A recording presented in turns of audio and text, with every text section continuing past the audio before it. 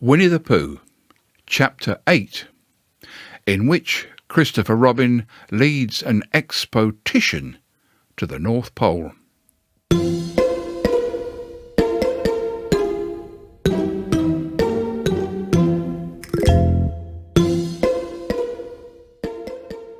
One fine day, Pooh had stumped up to the top of the forest to see if his friend Christopher Robin was interested in bears at all. At breakfast that morning, a simple meal of marmalade spread lightly over a honeycomb or two, he'd suddenly thought of a new song, and it began like this: "Sing ho for the life of a bear." When he'd got as far as this, he scratched his head and he thought to himself, "That's a very good start for a song. But what about the second line?" He tried singing ho 2 or 3 times, but it didn't seem to help. Perhaps it would be better, he thought, if I sang hi for the life of a bear, and so he sang it, but it didn't. "Very well then," he said, "I shall sing that first line twice, and perhaps if I sing it very quickly, I shall find myself singing the third and the fourth lines before I have time to think of them, and that will be a good song. Now then, sing ho for the life of a bear, sing ho for the life of a bear. I don't much mind if it rains or snows, 'cause I've got a lot of honey on my nice new nose. I don't much care if it snows or thaws, 'cause I've got a lot of honey on my nice clean paws. Sing ho for a bear, sing ho for a Pooh, and I'll have a little something in an hour or two." He was so pleased with his song that he sang it all the way to the top of the forest. "And if I go on singing it much longer," he thought, "it will be time for a little something, and then the last line won't be true," and so he turned it into a hum instead. Christopher Robin was sitting outside his house putting on his boots, and as soon as he saw the big boots, Pooh knew that an adventure was going to happen. And he brushed the honey off his nose with the back of his paw and spruced himself up as well as he could so as to look ready for anything. "Good morning, Christopher Robin," he called. "Hello, Pooh Bear. I can't get this boot on." "Oh, that's bad," said Pooh. "Do you think you could very kindly lean against me, because I keep pulling so hard that I fall over backwards?" So Pooh sat down and dug his feet into the ground and pushed hard against Christopher Robin's back. And Christopher Robin pushed hard against his, and he pulled at his boot until he'd got it on. "And that's that," said Pooh. "What do we do next?" "We're all going on an expedition," said Christopher Robin as he got up and brushed himself. "Thank you, Pooh." "Going on an expotition," said Pooh eagerly.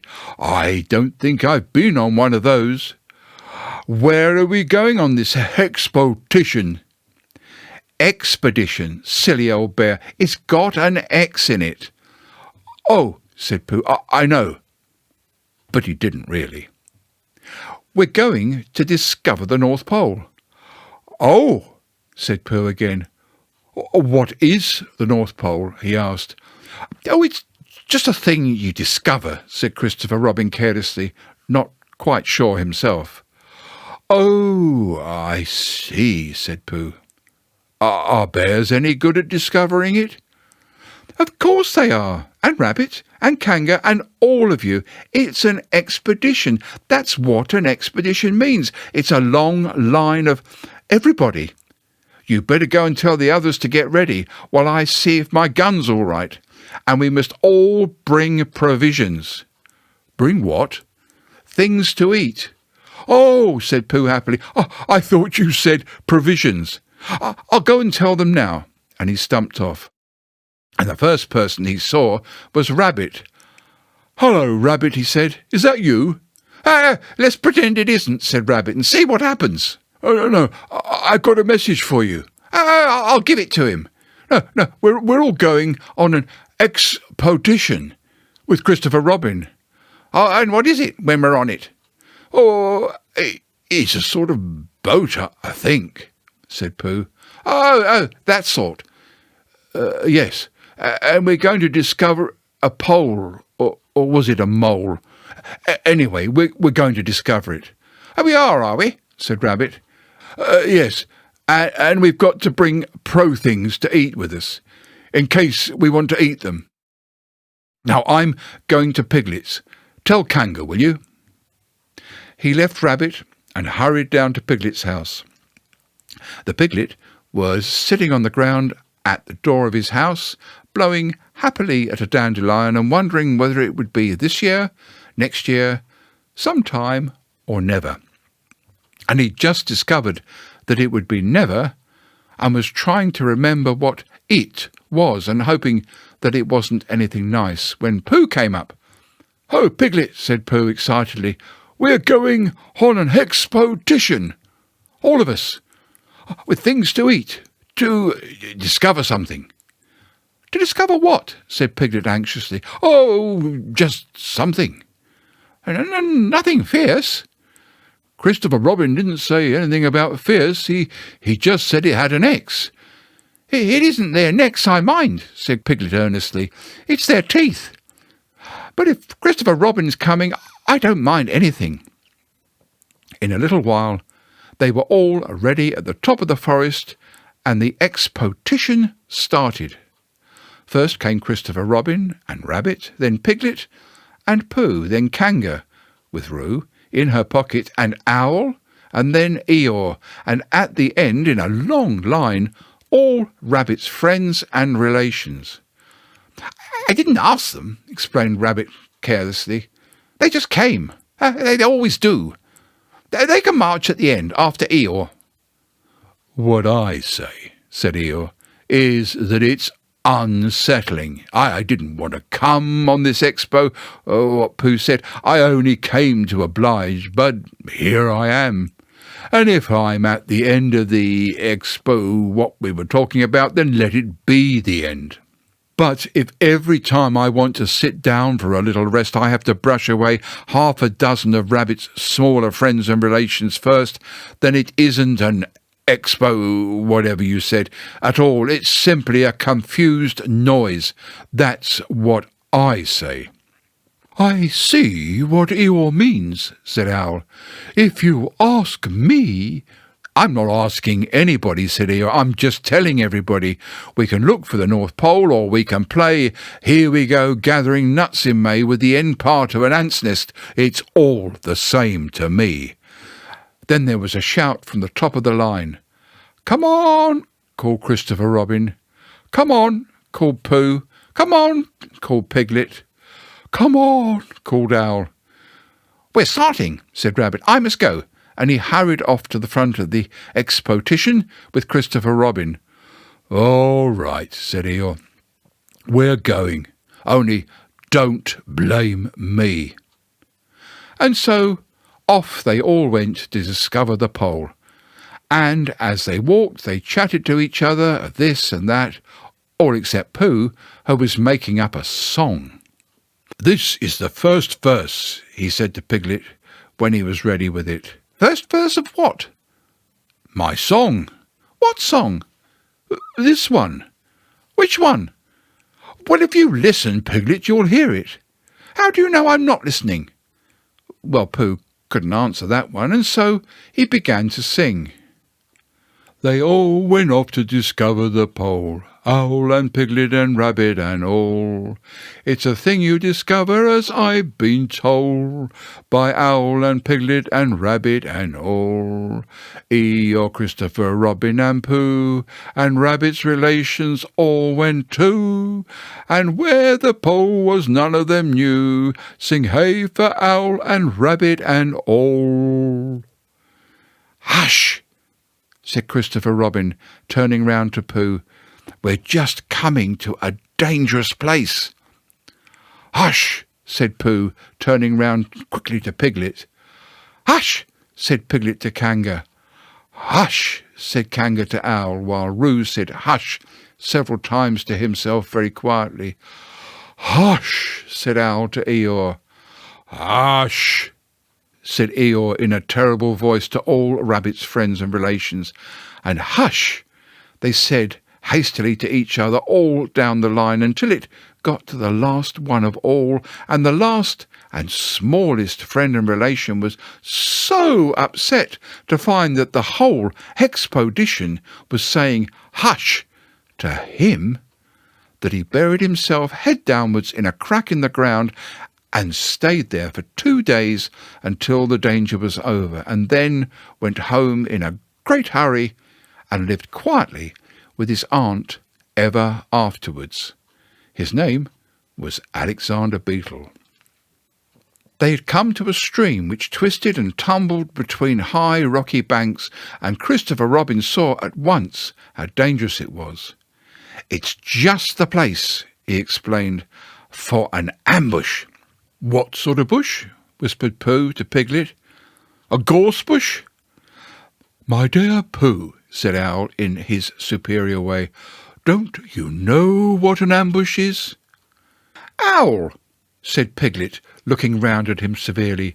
Pooh's whisper was a perfectly private whisper, and there was no need. "An ambush," said Owl, "is a sort of surprise." "So is a gorse bush sometimes," said Pooh. "An ambush, as I was about to explain to Pooh," said Piglet, "is a sort of surprise. If people jump out at you suddenly, that's an ambush," said Owl. "It's an ambush, Pooh, when people jump at you suddenly," explained Piglet.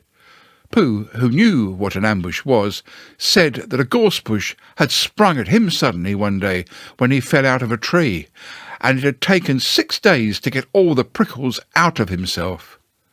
"We're not talking about gorse bushes," said Owl a little crossly. "I am," said Pooh. They were climbing very cautiously up the stream now, going from rock to rock, and after they'd gone a little way, they came to a place where the banks widened out at each side, so that on each side of the water there was a level strip of grass on which they could sit and rest. And as soon as he saw this, Christopher Robin called, "Halt!" and they all sat down and rested. "I think," said Christopher Robin, "we ought to eat all our provisions now, so that we haven't got so much to carry." "Eat all our what?" said Pooh. "All that we've bought," said Piglet, getting to work. "Oh, that's a good idea," said Pooh, and he got to work too.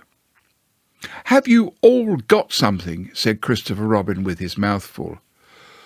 "All except me," said Eeyore, "as usual." He looked around at them in his melancholy way. "I suppose none of you are sitting on a thistle by any chance?" "I believe I am," said Pooh. "Ow!" And he got up and looked behind him. "Yes, I was. I thought so." "Thank you, Pooh. If you've quite finished with it." And he moved across to Pooh's place and began to eat. "It doesn't do them any good, you know, sitting on them," he went on, as he looked around munching. "Takes all the life out of them. Remember that another time, all of you. A little consideration, a little thought for others makes all the difference." As soon as he finished his lunch, Christopher Robin whispered to Rabbit, and Rabbit said, Yes, of course." And they walked a little way up the stream together. I didn't want the others to hear," said Christopher Robin. Quite so, said Rabbit, looking important. I wondered... It's only...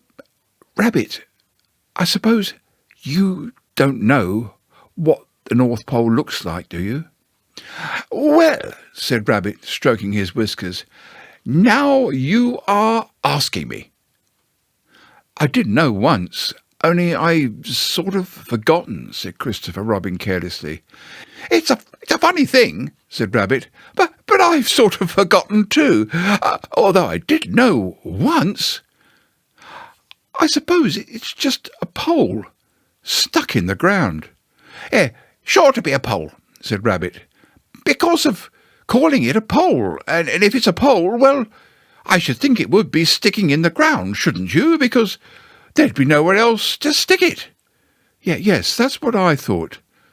The only thing, said Rabbit, is where is it sticking?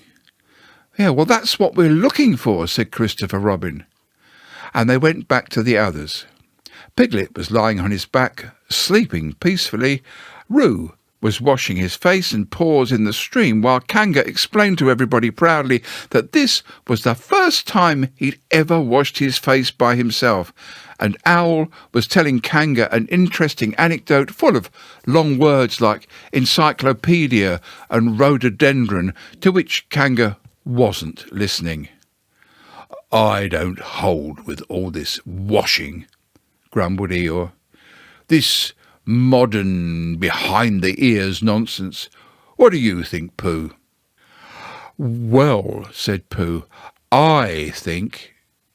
But we shall never know what Pooh thought, for there came a sudden squeak from Roo, a splash, and a loud cry of alarm from Kanga. "Huh, so much for washing," said Eeyore. "Roo's fallen in," cried Rabbit, and he and Christopher Robin came rushing down to the rescue. "Look at me swimming!" squeaked Roo from the middle of his pool, and was hurried down a waterfall into the next pool. "Are you all right, Roo dear?" called Kanga anxiously. "Yes," said Roo. "Look at me and down he went into the next waterfall and into the next pool. Everybody was doing something to help. Piglet, wide awake now suddenly, was jumping up and down and making "Oh, I say!" noises, and Owl was explaining that in a case of sudden and temporary immersion the important thing was to keep the head above water. Kanga was jumping along the bank saying, "Are you sure you're all right, Roo dear?" To which Roo, from whichever pool he was in at that particular moment, was answering, "Look at me swimming!" Eeyore had turned round and hung his tail over the first pool into which Roo fell, and with his back to the accident was grumbling quietly to himself and saying, "All this washing. But catch on to my tail, little Roo, and you'll be all right." And Christopher Robin and Rabbit came hurrying past Eeyore and were calling out to the others in front of them. "All right, Roo, I'm coming," called Christopher Robin. "Get something across the stream lower down, some of you fellows," called Rabbit. But Pooh was getting something. 2 pools below Roo, he was standing with a long pole in his paws, and Kanga came up and took one end of it, and between them they held it across the lower part of the pool, and Roo, still bubbling proudly, "Look at me swimming!" drifted up against it and climbed out. "Did you see me swimming?" squeaked Roo excitedly, while Kanga scolded him and rubbed him down. "Pooh, did you see me swimming?" "That's called swimming. That's what I was doing." "Rabbit, did you see me swimming?" "I was swimming." "Hello, Piglet. I say, Piglet, what do you think I was doing?" "Swimming." "Christopher Robin, did you see me?" But Christopher Robin wasn't listening. He was looking at Pooh. "Pooh," he said, "where did you find that pole?" Pooh looked at the pole in his hands. "I just found it," he said. I thought it ought to be useful. I just picked it up." "Pooh," said Christopher Robin solemnly, "the expedition is over. You have found the North Pole." "Oh," said Pooh. Eeyore was sitting with his tail in the water when they all got back to him. "Oh, tell Roo to be quick, somebody," he said. My tail is getting cold. I don't want to mention it, but I just mention it. I don't want to complain, but there it is. My tail is cold." "Here I am," squeaked Roo. "Oh, there you are." "Did you see me swimming?" Eeyore took his tail out of the water and swished it from side to side. "Oh, as I expected," he said. "Lost all feeling." numbed it. That's what it's done. Numbed it. Well, as long as nobody minds, I suppose it's all right. Poor old Eeyore. I'll dry it for you, said Christopher Robin, and he took out his handkerchief and he rubbed it up. Oh, thank you, Christopher Robin. You're the only one who seems to understand about tales. They don't think. That's what's the matter with some of these others. They've no imagination. A tale isn't a tale to them. It's just a little bit extra at the back. Never mind, Eeyore, said Christopher Robin, rubbing his hardest. Is that better? Oh, it's feeling more like a tale, perhaps. It belongs again, if you know what I mean. Hello, Eeyore, said Pooh, coming up to them with his pole. Hello, Pooh. Thank you for asking, but I shall be able to use it again in a day or two. Use what? Said Pooh. What we are talking about. I wasn't talking about anything, said Pooh, looking puzzled. Oh, my mistake again. I thought you were saying how sorry you were about my tail being all numb, and could you do anything to help? Oh, no, said Pooh. No, that wasn't me, he said. He thought for a little and then suggested hopefully, well, perhaps it was somebody else. Oh, well, thank them from me if you see them. Pooh looked anxiously at Christopher Robin. Pooh found the North Pole, said Christopher Robin. Isn't it lovely? Pooh looked modestly down. Is that it? Said Eeyore. Yes, said Christopher Robin. Is that what we were looking for? Yes, said Pooh. Oh, said Eeyore. Well, anyhow, it didn't rain, he said. They stuck the pole in the ground, and Christopher Robin tied a message onto it. North Pole, discovered by Pooh. Pooh found it. And then they all went home again.